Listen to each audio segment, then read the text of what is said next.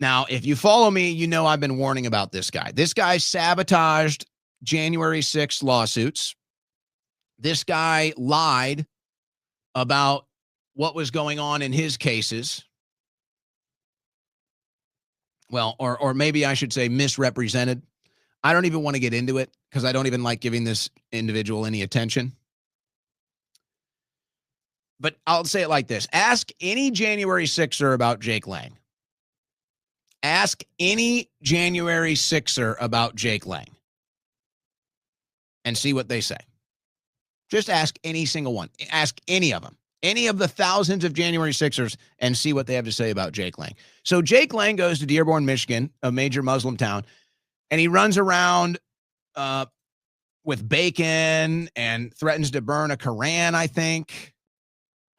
I'm gonna take out.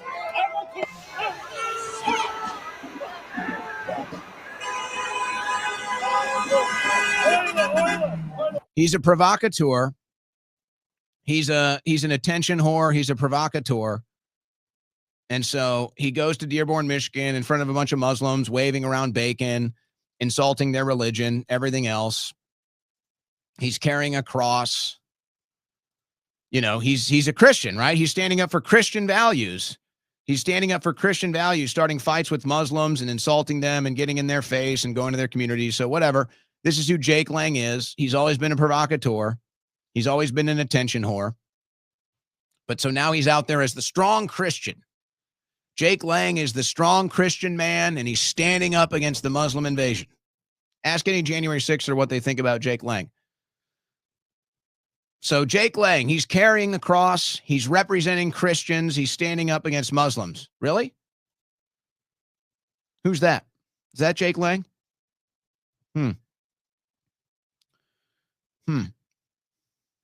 Interesting.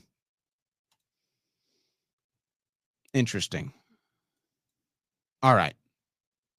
Let's step away from that. Elon Musk talking about how to end poverty, or how he thinks will end poverty. He thinks AI, engineering, and robots are the answer. Here's how he explains it. But AI and humanoid robots will actually eliminate poverty. And Tesla won't be the only one that makes them. I think Tesla will pioneer this, but there will be many other companies that make humanoid robots. But there is only basically one way to make everyone wealthy, and that is AI and robotics. And we can't talk about robotics without AI. But AI and humanoid robots. So I'm trying to wrap my head around this. And he did go on to explain it, but basically he's saying that the cost of production will go down to such low levels with AI and robotics that the cost of living will go down. It'll cost, once we have, you know, the big crutch in all of this is energy. Once we get a better source of energy, then that'll really fuel this entire thing. So I understand his logic here. I don't know if it'll ever be applied, because I don't think the powers that be want us to be prosperous. I don't think they want us to be financially independent. I think they want us broke and dependent. I think they want us to be slaves. I think the power brokers of this planet, the power brokers of this country want us broke, want us enslaved.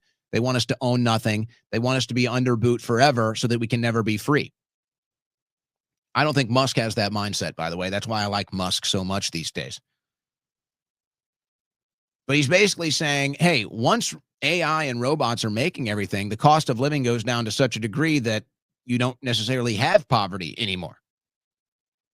So I understand the logic, but the question is, will the powers that be ever allow that to happen? He was also on the Rogan Experience recently, talking about how AI needs consistency. It just needs to be consistency. So if it's okay to have, let's say, Black or Asian or Indian or a pride, it should be okay to have white pride too. That's just a consistency question. But if it's okay to be proud of one religion, it should be okay to be proud of, I guess, all religions, as long as part of that religion is not like exterminating people who are not in that religion. So it's really just ensuring consistency to eliminate bias. So if it is possible to be racist against one race, it is possible to be racist against any race. Of So, course, logically. yes. Yeah, and arguing against that's when you know you're captured. It's a logical inconsistency Yeah. that makes AIs go insane. And people. And people go insane, yes.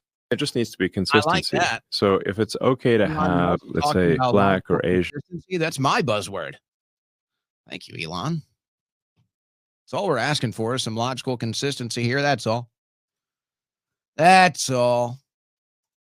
Hey, by the way, in case you missed it earlier today, I had a great Ask the Doctor episode with Dr. James Thorpe, and we were talking about this and other issues. Our third episode of Ask the Doctor. Hope you're tuning into that. We're trying to grow that show. A lot of good, interesting topics. I don't really get into much health news on this show. I save it for the Ask the Doctor show. But we did talk about this, and we talked about the continuation of the COVID side effects and how the Trump administration has let us down. Paige Greco, Paralympic cycling gold medalist, dies after sudden medical episode at age 28. A sudden medical episode, sudden death. And the question you're all asking, the answer is yes.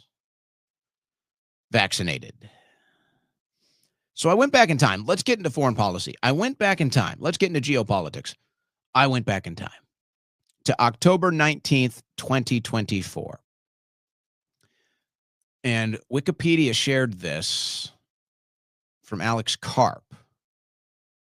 The U.S. will very likely fight a three-front war against Russia, China, and Iran, Palantir's Alex Karp says. CIA-funded data mining company Palantir is supplying Israel's military and intel agencies with AI systems that generate targets at an unprecedented rate. So, Palantir, I guess, is what was being used for Israel to kill 70,000 people. And Palantir is what's been used by the U.S. government to strike the boats in the Pacific Ocean, the Gulf of America. They've killed at least 80 people. So I guess that's all Palantir technology. I don't know the entire process that goes into making those decisions. But for Karp to say that a year ago, and now here we are now, how do we feel? Do we feel we're closer to that, farther away from that? Is that still the agenda? What does Karp know? And who wants that? Who wants the United States in a war against Russia, China, and Iran? Certainly the American people don't. So why is this happening? Why do we continue to get bad foreign policy? Meanwhile, Russians' aggression in Ukraine is ramping up. 25 killed in Russian strike on apartment buildings in West Ukraine. Now, this is not standard for what Russia has been up to. Civilian casualties are not common so much in this war, specifically not Russia causing them. So them to strike an apartment building is odd. Some people think it's a false flag, but nonetheless, there it is. 3 children among the victims. Energy facilities and residential buildings hit.